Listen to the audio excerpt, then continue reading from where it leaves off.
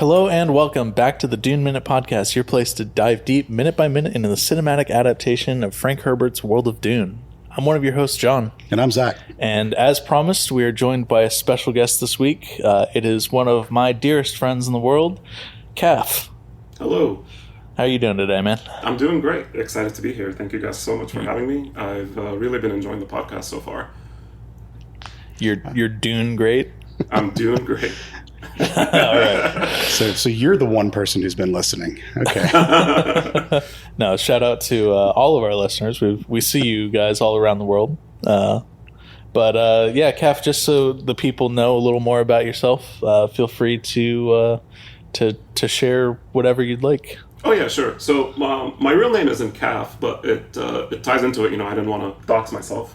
I am from Lebanese origin, so the reason the name Kaf ties in is because my name starts with a K, and Kaf is the Arabic letter for K. So I figured it ties into a kind of like, it's like calling me K if I was in America, right? Oh, okay, gotcha. Summarizing into my first initial.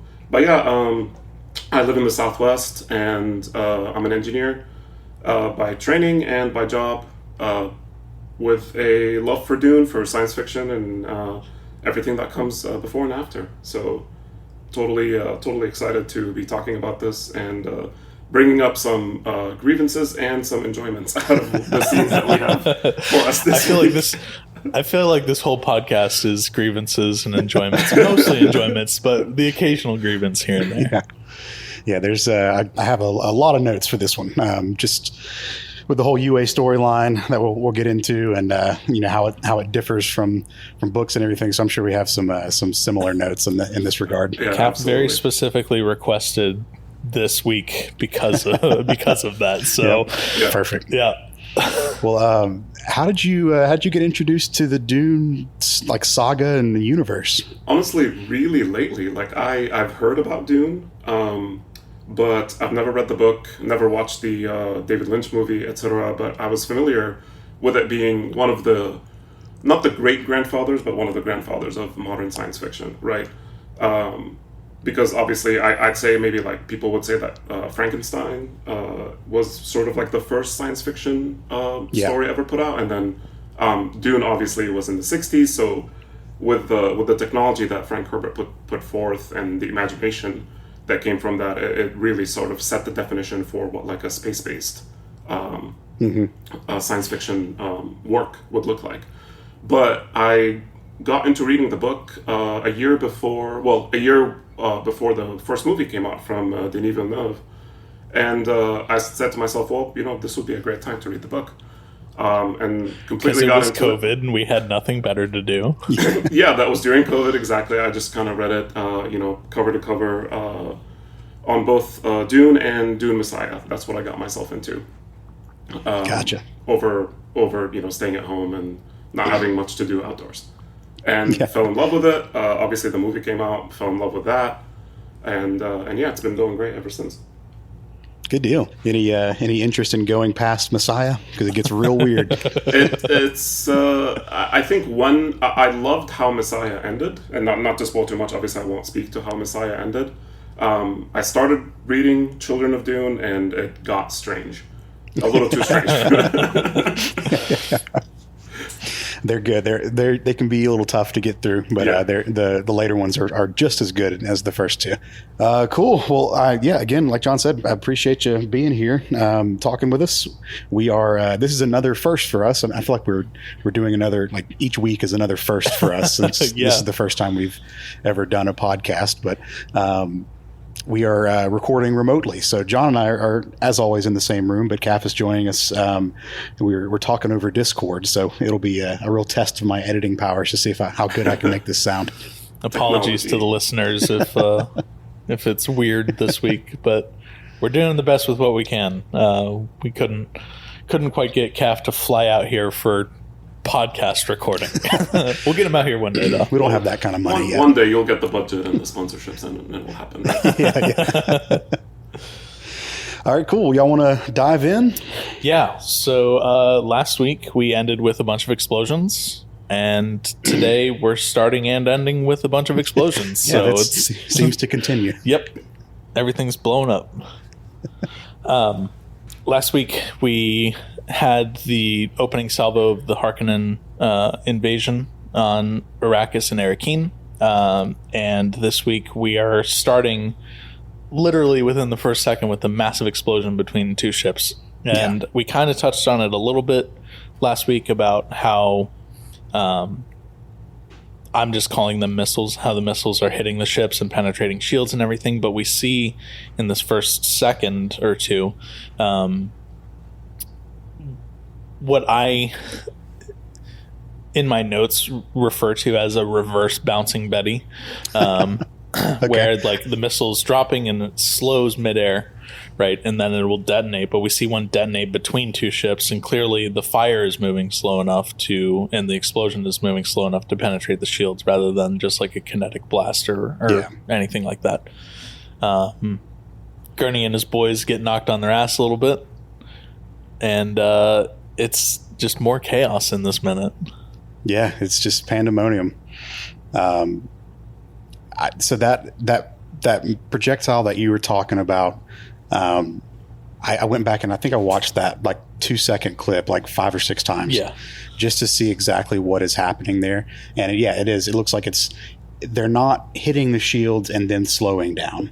They seem to like slow down before they get to the shields to get below that whatever velocity threshold is. Yeah. And then they can get past through and explode. Because the first one that you see that explodes between the two ships almost looks like it's stopped midair, but it's like still slowly spinning and stuff. You hear a little bit of a whirring sound with it too, and then it looks like a missile equivalent of the same dart that we saw the Duke get hit with on the last few episodes. Right. So similar really pattern, right? You hit the kinetic barrier of the shield, and then the shield turns red, signifying that it's being penetrated, right? And then it sort of whirs itself into it. Mm-hmm. Yeah. It's all the same technology, just different scales of size. Scales, exactly. And I think you guys touched upon, right, the visual cues that Denis gave us with red versus blue on the shield, I believe.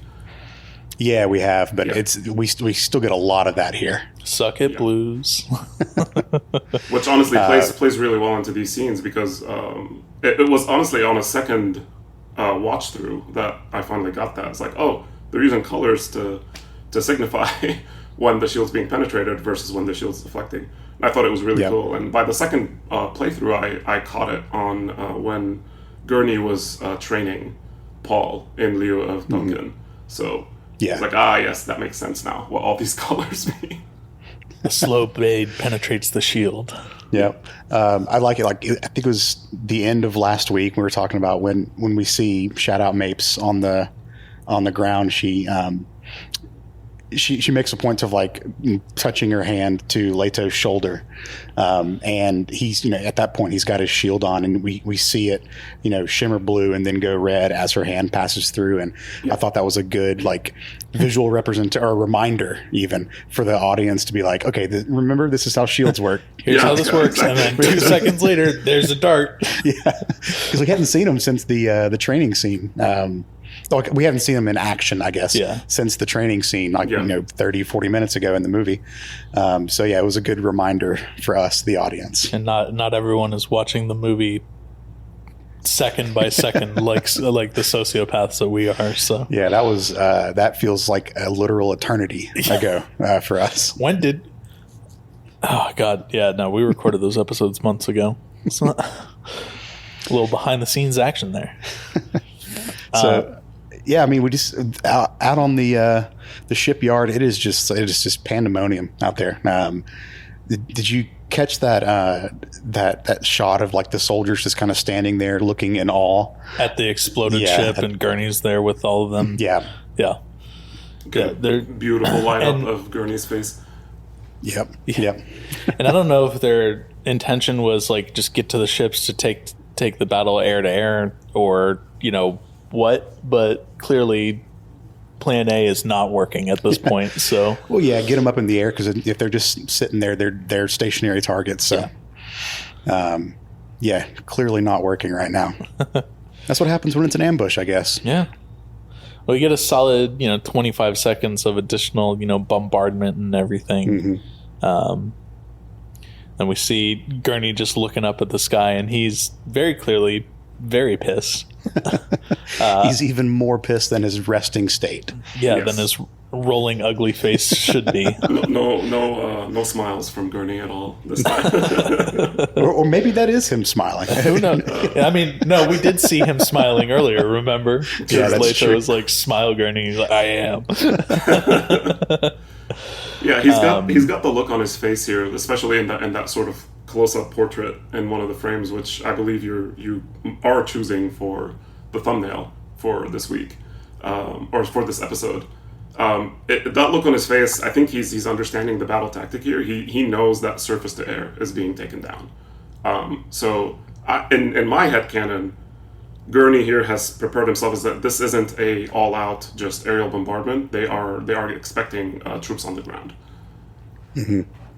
And then what do we see? But troops heading to the ground. And in one of my favorite sequences of the movie, it's super short, but we see these Harkonnen ships descending, and then they just have what I call the airbags deploy. Yeah. And we get more balloon technology. Yeah. Balloon technology has survived 30 some odd thousand years into the future. I said it on the episode where we talked about the carry-all. The carry-all, that balloon travel is a superior air travel method, and they keep proving me right. But yeah, we see the Harkonnen ships kind of deploy their like wider balloons to slow them down, and just that deploy sound is such a cool sound. Great visual effects too. Yeah. Oh yeah. Well, they're doing. I mean, it's obviously a nighttime attack here, so they can hide CGI better at night. It just computer graphics look better if it's a dark environment. Sure. So yeah, everything just looks really great, even if it's not to the quality that some of the desert scenes would be. It still looks really good. Yeah. Exactly. I mean, once again, the visual effects team just absolutely killing it with this, and I just think it's such a cool scene, and like to see them slow down super fast like that, and like Gurney and his men are fucking ready to go. Yep. Gurney gets the 2v1 really easily, and then we get one of the most badass moments in the movie when he just turns around and yells to his men, "With me." Yep. And then we get the bagpipes again. The bagpipes for about 5 seconds. Did y'all notice the color shift? Right after he says "with me," up until that point, it had been like a lot of oranges. Obviously the explosions from the fire and everything are making the overall like aesthetic of these couple seconds very orange. Yeah. But as soon as he says that, it makes this shift to like a blue gray across the screen. I call it there's like a little bit of- moonlit is what I call it. It's almost moonlit. Yeah. So I don't know if that's symbolizing anything, but it was just an interesting note that I saw. I was like, where'd the explosions go? They should still be there. If everything around them is blowing up, they should still be orange. But it's just everyone stops while Gurney's talking. Oh yeah, well, pay him respect. Yeah. I did notice here too when the charge is happening. I didn't see any shield effects on the Harkonnens. That was an interesting observation on my end, because I can imagine Gurney and the first charge maybe like forgetting to grab their shields, just in the chaos of it all, just rushing out with their weapons. But as the Harkonnens are being attacked by Gurney and his troops, I wasn't seeing any shield effects on the Harkonnens. I didn't either, and I don't know if that's just maybe there wasn't time to implement it in CGI, or if maybe they're just trying to tell a better story of, the Harkonnens think that they just have the upper hand, so why do they need their shields or whatever. We definitely do see Gurney and the boys with shields on, because like during some of those explosion moments when they're running from ship to ship, we see, their shields activating probably from deflecting some like shrapnel or whatever. A couple guys actually get knocked down and you see their shields, glow red. So, okay. But I did notice that the Harkonnens didn't have their shields up, and I think that just lends to Gurney being able to take the 2v1 a little easier as well. They're the best fighters in the Imperium. We know this already. That is true. Trained by Gurney Halleck and Duncan Idaho. Perhaps soon to be debunked. Sure. Wow, dude, spoilers. In fairness to the Atreides, this is the farthest thing from a fair fight in this moment. So. No, yeah, you just woke up and you grabbed your toothbrush to fight with, and then you've got the Harkonnens in full battle gear. So the only other note that I had in my notes for this minute is that the only thing that I wish we saw was the bagpipers actually return to the field, like they're running around with their bagpipes and shit. Because we did see some bagpipe players when they first land on Arrakis. Yeah. Oh, like maybe this wasn't just for the audience. Like maybe they're actually hearing this as they're fighting like too. That was actually their thing. Like that would be cool. I would have enjoyed that. But that's all we have for this minute. I don't have any other notes or anything. Do you have your book versus movie? I do. This is not in the book, so that is it. All right, cool. There we go. Yeah. Kind of like I mentioned it last week, but I'll say it again. Like in the books, we don't get the action portion of this battle. We know what happens because they talk about it later. Yeah. But we don't get the gurney running into battle kind of stuff, described in the books. So this is all just for our benefit, the viewing audience, and for our great benefit. Yeah. But not really much to compare to in the book right now. Cool. Well, Kath, any more notes on your end? No, I think that's it. I think we covered this minute pretty extensively. We have four words total in this minute. So with me, and that's it. So yeah, and a lot of explosions. Yeah. All right, cool. Well, that will. God, I have a damn frog in my throat. Can you fucking not? Just do the socials and get us out of here. All right. Well, if you want to reach out to us, you can on Twitter at Dune Minute. You can email duneminute@gmail.com, and we are on Instagram at the Dune Minute. We'll be back tomorrow with more of this crazy week's worth of episodes, and Kaf will be with us all week. So we'll see you then. All right. See you then.